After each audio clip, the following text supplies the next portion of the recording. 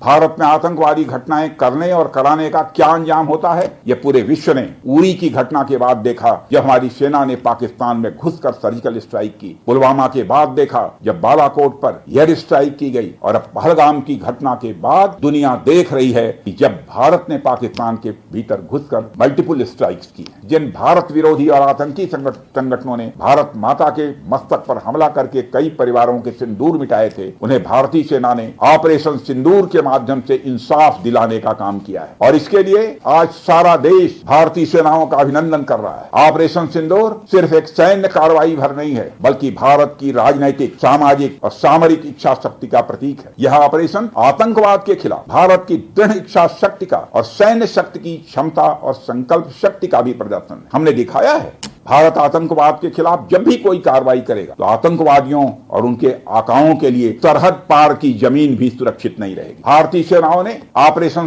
सिंदूर को पाकिस्तान में मौजूद आतंकी ढांचा ढहाने के उद्देश्य से लॉन्च किया था। हमने उनके आम नागरिकों को कभी निशाना नहीं बनाया, मगर पाकिस्तान ने न केवल भारत के नागरिक इलाकों को निशाना बनाया, बल्कि मंदिर, गुरुद्वारा, गिरजाघर पर भी हमले करने का प्रयास किया। भारतीय सेना ने शौर्य और पराक्रम के साथ साथ संयम का भी परिचय देते हुए पाकिस्तान के अन्य ठिकानों पर भी प्रहार करके करारा जवाब दिया है। हमने केवल सीमा से सटे सैन्य ठिकानों पर ही नहीं कार्रवाई की, बल्कि भारत की सेनाओं की धमक उस रावलपिंडी तक सुनी गई जहां पाकिस्तानी फौज का हेडक्वार्टर मौजूद। मित्रों, भारत में आतंकवादी घटनाएं करने और कराने का क्या अंजाम होता है, यह पूरे विश्व ने उरी की घटना के बाद देखा, जब हमारी सेना ने पाकिस्तान में घुसकर सर्जिकल स्ट्राइक की। पुलवामा के बाद देखा जब बालाकोट पर एयर स्ट्राइक की गई, और अब पहलगाम की घटना के बाद दुनिया देख रही है कि जब भारत ने पाकिस्तान के भीतर घुसकर मल्टीपल स्ट्राइक्स की। आतंकवाद के खिलाफ जीरो टॉलरेंस की नीति पर चलते हुए हमारे यशस्वी प्रधानमंत्री नरेंद्र मोदी ने स्पष्ट कर दिया है, यह नया भारत है जो आतंक के खिलाफ सरहद के इस पार और उस पार दोनों तरफ प्रभावी कार्रवाई करेगा।